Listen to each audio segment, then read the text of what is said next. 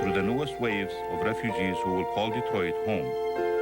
Our Arab community, with its unique flavors, civic spirit, and religious integrity, has grown to influence not only our city, but to serve as an example to the world. Join us as we look at the human face behind Arab Detroit, facing misconceptions head-on and dispelling them with reverence and respect while we celebrate one of our most colorful ethnic resources.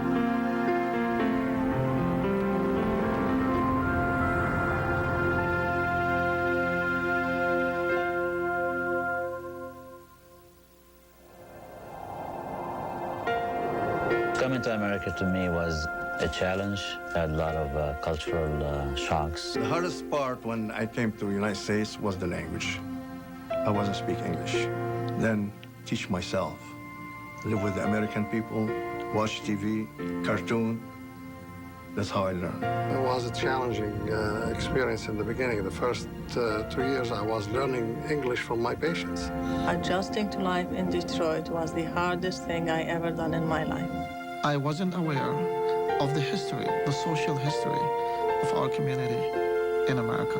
My dad came to America first as a knapsack immigrant with a lapel pinned to his suit that said, "Get me to Detroit."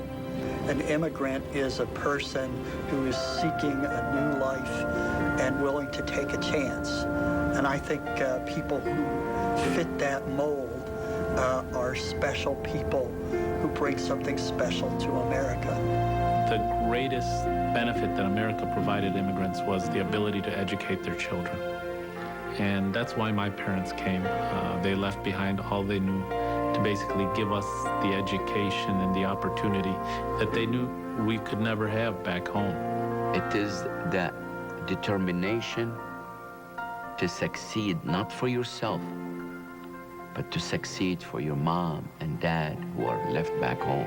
I remember I went on the boat and get on the outside and I just want to wave, but I see everybody crying like somebody, they had a funeral or their death or something. My mother was crying, my dad was crying, and I was crying. I left on that plane and I left my heart back at home.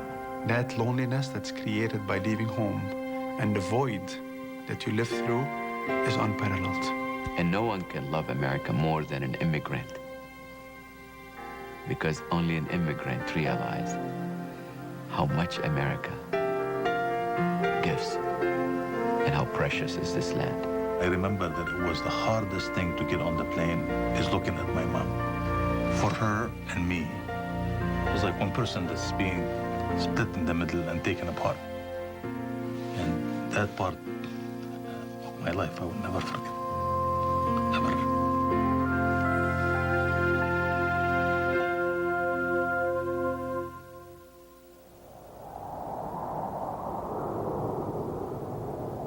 Arab immigrants have been coming to the United States for hundreds of years, and life for immigrant is really, really hard, especially for earlier immigrants who arrived here and they didn't have the formal education, they didn't know the language, they didn't have the skill.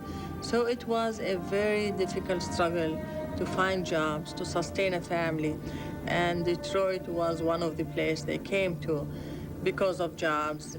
Dearborn is a home to a large Arab American community, and the presence of the community in this area goes back to the history of the Rouge plant, the factory that Ford Motor Company opened in the early 20s here. And many people, like other immigrants, came to what we call the south end of Dearborn. I lived in the south end of Dearborn, which was at one time referred to as the melting pot of Michigan.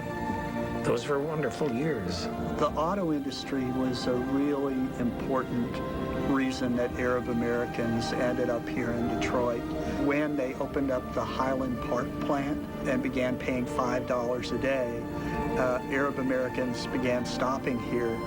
By the time they opened up the Rouge, there were tens of thousands of Arab Americans in the Detroit area and in Dearborn in particular who could walk to work. My father came from overseas. He started here in the South End. All my older elders, the people that we have the utmost respect for, all started in this community. And they came here because of the factories. It was easier to go to work. They didn't have to carpool. They could just walk from this area. My grandfather, when he came to the United States, he was able to get a job at Ford Motor Company in the Rouge plant and lived in Dearborn pretty much all his life. With the influx of new immigrants in the 60s and 70s, they found Dearborn South End to be attractive to them. The presence of cultural institutions, social service institutions like Access attracted new immigrants to the area. So now you find Dearborn became the cultural capital of Arab America.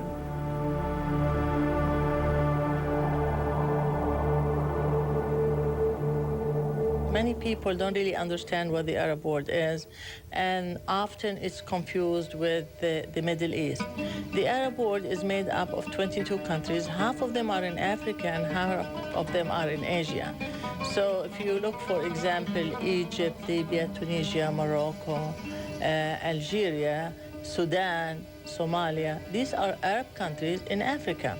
On the other hand, you might look at Lebanon, Syria, Jordan, Palestine, Saudi Arabia, Iraq, Kuwait, the Gulf states, Oman, Yemen. These are Arab countries in Asia, but they're all next to each other, and they are all unified by one language. They all speak Arabic.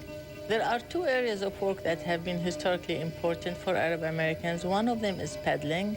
When Arab America will come here, they will just carry a suitcase and go from one town to another, selling their goods. They walk thousands of miles, and once they get little money, they bought a buggy and a horse. The early part of Eastern Market saw approximately 1,200 farmers who used to come here, and of course they back up their horse and buggies into the sheds, and they would sell off the back of the horse and buggy areas. And also, once you made little money, you open your grocery store. In the store, your mother will work, your father will work, you can have your wife work, your children will work, and then when you make enough money, you open another store. And grocery store in the Arab American history, especially in Detroit, have been a stepping stone for people to settle down and make better life for themselves and their families. After the Second World War, the United States emerged as a superpower, and they started recruiting from all over the world the most educated, the professional scientists, doctors, engineers. They integrated very easily in the larger society. They lived in a suburb, they made good income. However, they brought with them a very strong sense of Arab nationalism. They start to get more involved in American politics. They start to more identify as Arab American. And you see the first organization to start to use the word Arab American. Who is an Arab American? What defines an Arab American? Basically, the common denominator is the language. An Arab American is somebody with deep-seated roots from his homeland, probably from the Middle East, who has decided to make the United States his home. I know we're Arab Americans, but the Arab is the adjective. It's where he came from, and we'll never forget that. He never forgets that. He's very proud of it. But more than that, he's an American. We're all immigrants, and we all bring to America, to the greatness of America, something. Ask not what your country can do for you. Many Americans don't even know that one of our greatest presidents, John F. Kennedy, famous phrase, ask not what your country can do for you, ask what you can do for your country. This phrase is taken out of Gibran Khalil Gibran's book, who is a Lebanese author and poet. The first open-heart surgery was conducted ever. It was conducted here in the United States by a doctor who was Lebanese. His name is Michael Dabaki. Danny Thomas, an Arab American who started St. Jude. When I hear the word Arab American, I think of Casey Kasem. I watched him become a disc jockey, and he's become very prominent in the Detroit area and all over the world. The United Nations General Assembly meets annually, and for each session, the President of the United States appoints 4 private citizens to represent him at the United Nations.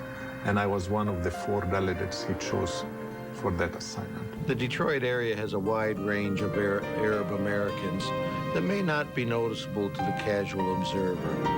And And one such guy is the trainer of the Detroit Pistons, Mike Abdenauer, a Syrian descent person who's been very instrumental in the winning ways of the Detroit Pistons.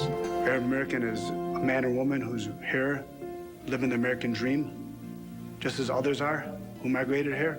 No one's a the only true Americans are the Indians.